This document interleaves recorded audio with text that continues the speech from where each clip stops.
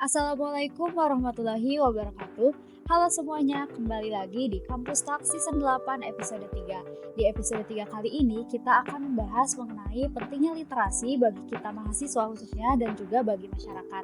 Nah, sebelum kita membahas topik tersebut, aku mau perkenalan dulu. Nama aku Mutia Hairani dari Gemercik Media dan juga di sini aku ditemenin sama narasumber yang sangat inspiratif sekali, Kak Saskia Fadila Nurrahman. Nah, Kak Saski ini merupakan duta baca Kota Tasikmalaya pada tahun 2024 dan juga mahasiswa berprestasi tingkat fakultas di Universitas Siliwangi pada tahun 2025. Halo Kak Saski, gimana kabarnya?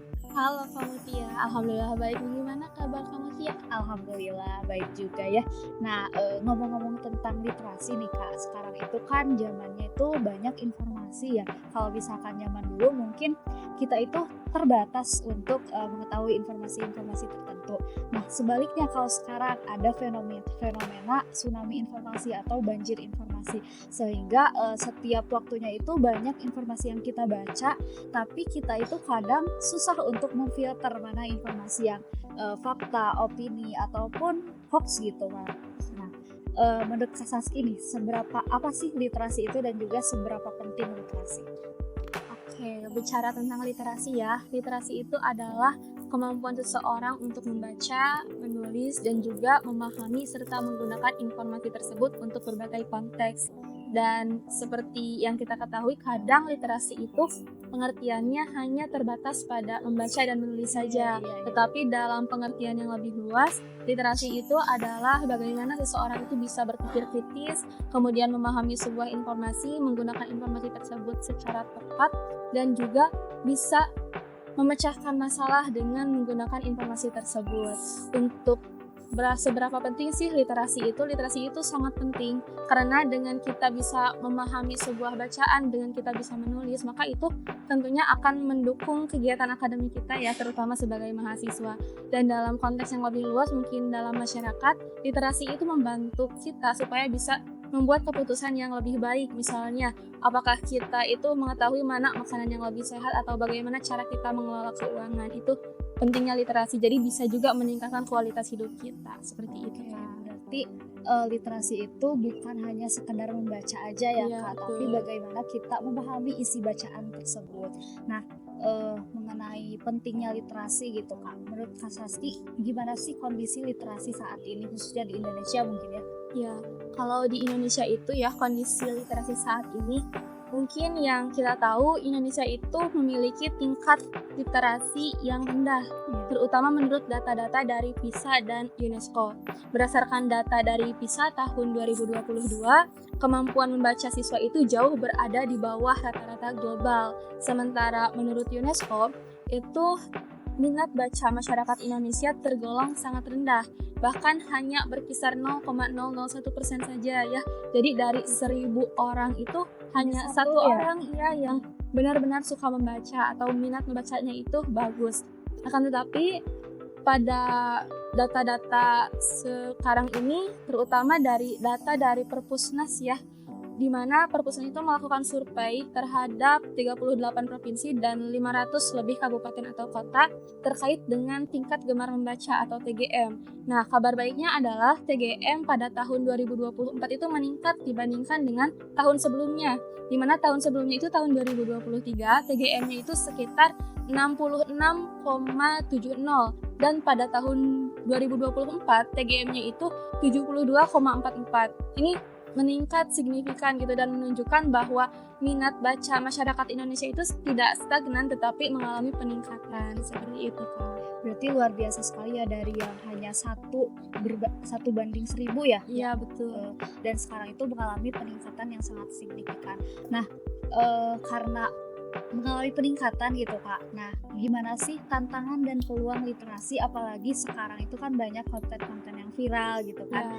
Terus kita juga mungkin sering screen time yang berlebihan. Nah, itu bagaimana sih tantangan dan peluangnya gitu? Ya, kalau tantangan literasi ya di tengah konten-konten yang viral itu, yang pertama kita itu jadi overload informasi. Jadi bukannya kita kekurangan informasi, justru kita malah kebanjiran informasi. Bahkan setiap hari itu kita bisa terpapar ratusan informasi ya, baik berupa dari story Instagram ataupun dari potongan video-video pendek, bisa juga dari tweet ya, dari threads gitu yang ada di X atau tweet dan lain sebagainya. Nah, jadi kebanyakan informasi itu sebenarnya dari sisi positifnya ya, kita itu jadi lebih mudah mendapatkan informasi, jadi akses terhadap informasi itu jadi mudah sekali. Akan tetapi jika informasi itu tidak bisa kita pahami secara baik, maka bisa jadi informasi tersebut malah disalahpahami dan juga bisa berakibat fatal juga sih, apalagi kalau kesalahpahamannya itu benar-benar fatal, seperti itu. Kemudian yang kedua itu adanya budaya skimming dan juga hanya membaca judul berita tetapi seolah dia mengetahui segalanya dan dan mengomentari mungkin postingan atau menyerang ya orang secara personal, kan sekarang kadang suka seperti itu ya, dan itu sangat berbahaya sekali. Makanya tantangan literasi di era digital itu ya kadang kebanyakan hanya baca headline-nya saja, judulnya saja, tetapi seolah dia itu mengetahui segalanya, dan itu harus diantisipasi karena jika ada kesalahpahaman itu akan sangat fatal sekali.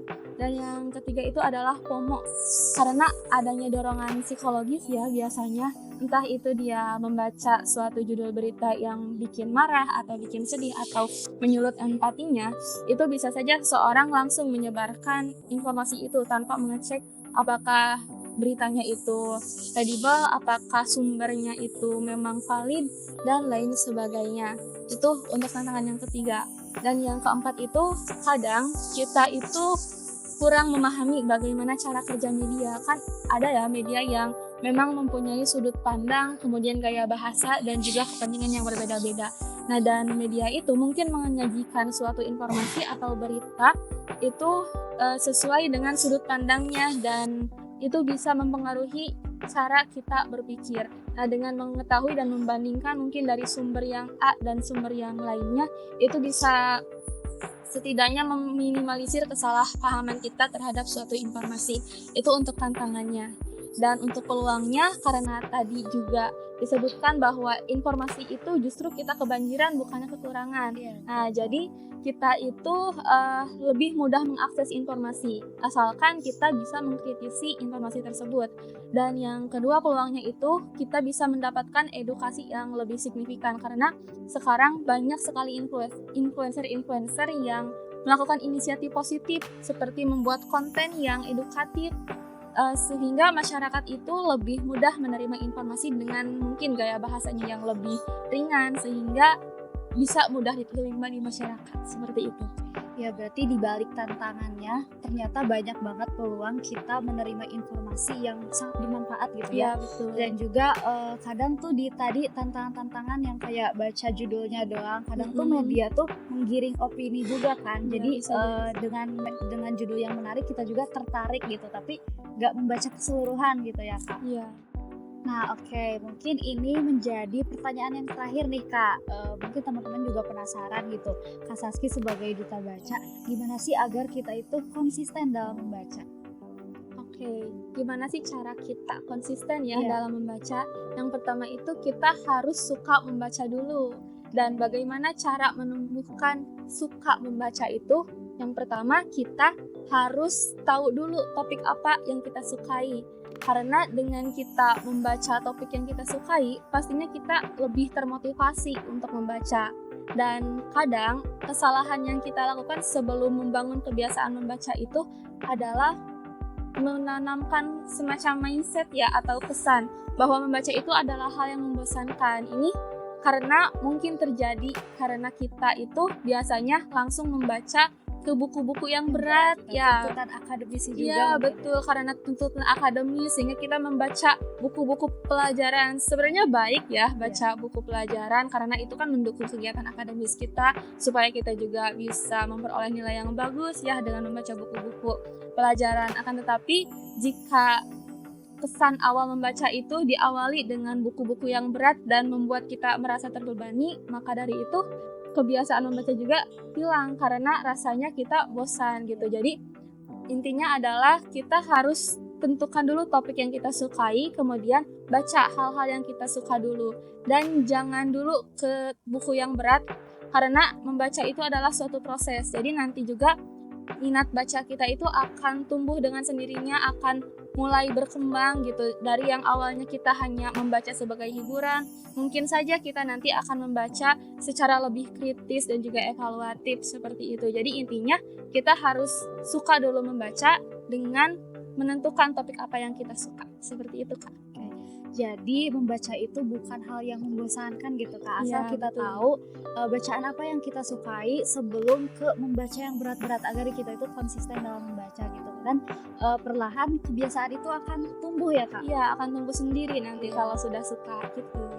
Jadi begitu teman-teman yang kesulitan untuk konsisten membaca, jadi kalian tentuin aja bacaan yang kalian suka baru ke level selanjutnya gitu. Nah mungkin itu sekaligus pertanyaan terakhir di perbincangan kita hari ini.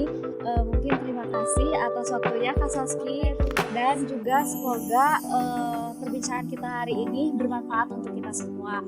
Mungkin di sini saja Kampus Talk Season 8 episode 3, dan wassalamualaikum warahmatullahi wabarakatuh.